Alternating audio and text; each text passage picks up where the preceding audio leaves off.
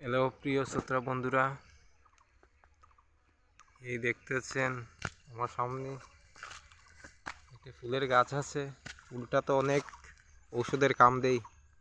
এই পাতাটা তো বয়েল করে আপনার শরীরে লাগালে বেদনা কমে যায়। পাতাটা অনেক সুন্দর, ফুলটা অনেক সুন্দর।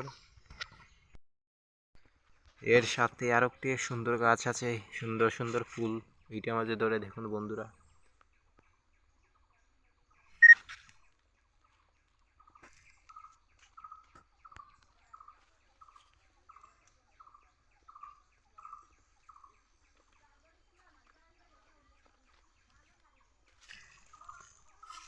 কি সুন্দর ফুলটা।